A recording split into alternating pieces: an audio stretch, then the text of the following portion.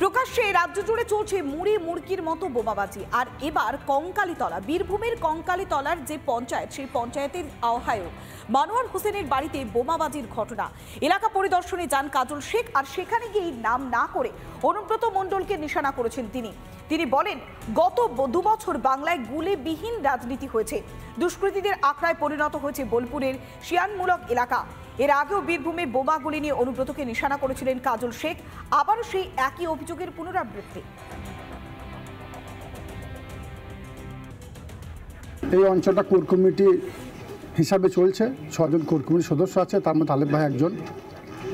উনি কয়েকদিন থেকে আমাকে বলছেন যে আমার বিরুদ্ধে চক্রান্ত করা হচ্ছে, আমার প্রাণনাশের হুমকি দেওয়া হচ্ছে, যে কোনো মুহূর্তে আমার প্রাণের সংশয় ঘটতে পারে। বাড়ির পাশে বোমাবাজি এবং সুদলিও দেখতে পেলাম, বাউদের গন্ধ রয়েছে, বোমা বাস্ট হয়েছে। এ বিষয়ে দ্বিমতে কোনো অবকাশ নেই, এটা না হয় বাঞ্ছনীয়। বীরভূম জেলা পুলিশ প্রশাসনকে বলবো, রিকোয়েস্ট করব, এ ধরনের ঘটনা বাঞ্ছনীয় নয়।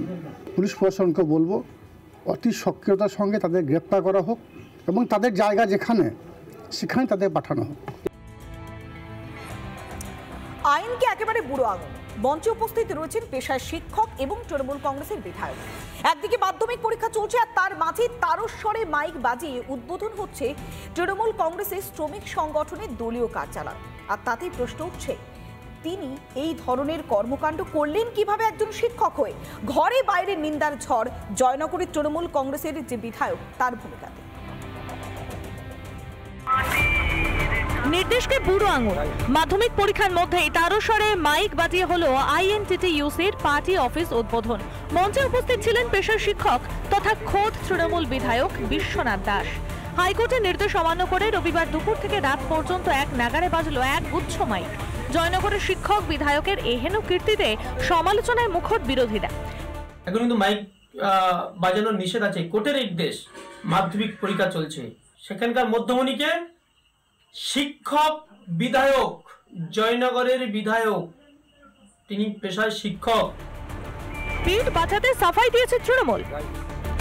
যাদের অসুবিধা হয়েছে তাদেরকেই বলে রাখি যে আমাদের দল এটা সমর্থন করে না যে এই মাধ্যমিক পরীক্ষার সময় তারস্বরে মাইক বাজিয়ে এরকম কোনো প্রোগ্রাম দল সমর্থন করে না। এটা আমরা অত্যন্ত নিন্দা জানাই, ধিক্কার জানাই। অথচ রবিবারই অন্য চিত্র দেখা গিয়েছে পূর্ব বর্ধমানের আরএসএস এর সভায় শব্দ নিয়ন্ত্রণে বসানো হয়েছিল ডিজিটাল সাউন্ড লিমিটার। মাধ্যমিক চলাকালীন আরএসএস এর সভায় মাইক বাজানোর অনুমতি দেয়নি প্রশাসন। হাইকোর্টের অনুমতি মেনেই হয় সভা। দক্ষিণ 24 পরগনা জয়নগর থেকে রাজু মুখার্জি রিপোর্ট, রিপাবলিক বাংলা। সত্যি এইভাবেই শাসক দলের একের পর এক নেতামন্ত্রীরা ভোল বদল করে। কখনো তারস্বরে মাইক বাজানো হোক, কিংবা নিজেদের হারানো ভোট পুনরুদ্ধার করা হোক। আর এবার সামনে রয়েছে 2026-এর বিধানসভা নির্বাচন, আর সেই নির্বাচনকে টার্গেট করে এবার আবাসের টোপ দেয়া হচ্ছে। তৃণমূল কংগ্রেসের কেষ্টবিষ্টুরা এবার আবাসের টোপ দিচ্ছে। আমরা জানি, যখন যে পরিসংখ্যান সামনে আসে তখন দেখা যায় বীরভূমের দুবরাজপুর, সেই দুবরাজপুরের 3 নম্বর ওয়ার্ডে সেখানে বারবার পিছিয়ে রয়েছে রাজ্যের শাসক দল তৃণমূল কংগ্রেস, অর্থাৎ এগিয়ে রয়েছে বিরোধী শিবির বিজেপি। তাই এবার সেখানকার ভোট নিজেদের পকেটে পড়বার জন্য বারবার আবাসের টোপ দিচ্ছে শাসক দলের নেতারা। আর তাতে উঠছে একাধিক প্রশ্ন। কিছু বাড়ি কেটে এলাকার মানুষের বাড়ি এবং এই বাড়িখানা এলাকায় কাঁচা বাড়ি রাখবো না, শুধু আমরা নিজেদের জায়গায় কাগজপত্রটা ঠিক রাখেন। যে ওয়ার্ড থেকে গত বিধানসভা এবং লোকসভা নির্বাচনে সব থেকে বেশি ভোটে শহরে পিছিয়ে ছিল তৃণমূল কংগ্রেস, সেই ওয়ার্ডে এবার আবাস যোজনায় বাড়িকেই তোপ হিসাবে ব্যবহার করে আগামী বিধানসভা নির্বাচন উতরে যেতে চাইছেন তৃণমূল কংগ্রেস নেতৃত্ব।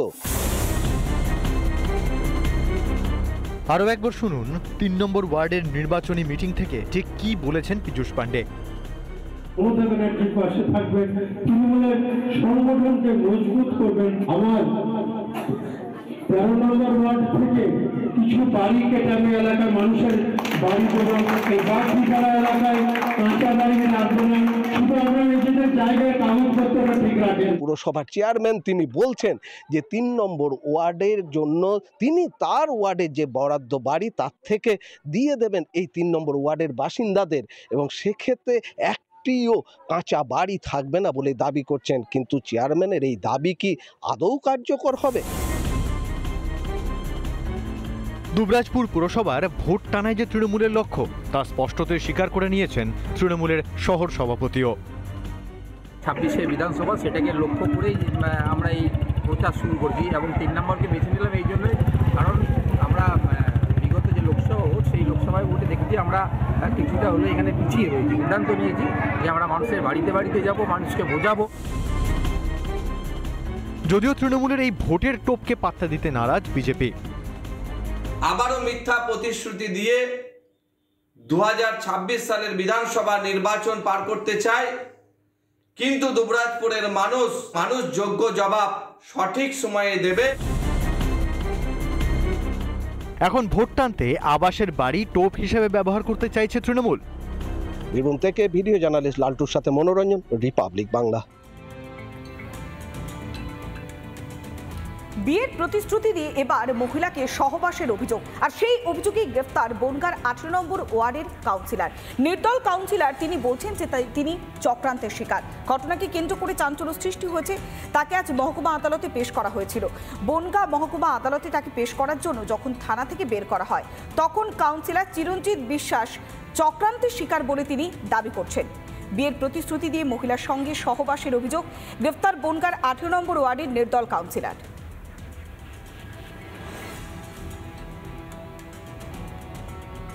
কি বলবেন? হয়েছে রাজনৈতিকভাবে,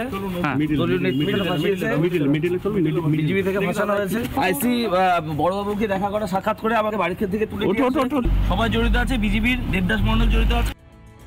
ধর্ষণ করবে উনি, অপকর্ম করবে উনি, মহিলাদের বিয়ের প্রতিশ্রুতি দিয়ে তাকে একাধিকবার সহবাস করবে আর ফাঁসাবে অন্য লোক। ভারতীয় জনতা পার্টি অন্যায়ের বিরুদ্ধে প্রতিবাদ করে, অন্যায়ের বিরুদ্ধে প্রতিবাদ করবে। যে দোষ, যে অন্যায়ও করেছে তাতে দৃষ্টান্তমূলক শাস্তি চাইছি। মালদা আর নালাগোলা রাজ্য সড়কের উপরে অত্যন্তই গুরুত্বপূর্ণ আইহো ব্রিজ, আর সেখান থেকে প্রত্যেক দিন হাজার হাজার গাড়ি যাতায়াত করছে, সাধারণ মানুষ যাতায়াত করছে, কিন্তু সেই ব্রিজেরই একেবারে জরাজীর্ণ দশা। একদিকে যেমন চাঙড় খসে পড়ছে, পলেস্তারা উঠে গিয়েছে, কোথাও বা রড দেখা যাচ্ছে। এখনো পর্যন্ত প্রশাসনের কোনো নজরদারি নেই। কবে হবে এই সেতু সংস্কার? এইভাবে ঝুঁকি নিয়ে কতদিন যাতায়াত করবেন বাসিন্দারা? নানা ধরনের কন্টেন্ট দেখার জন্য লাইক করুন, শেয়ার করুন আমাদের ফেসবুক পেজ, সাবস্ক্রাইব করুন আমাদের ইউটিউব চ্যানেল। পাশাপাশি অন্যান্য ব্রেকিং নিউজের জন্য অবশ্যই চোখ রাখুন রিপাবলিক বাংলায়।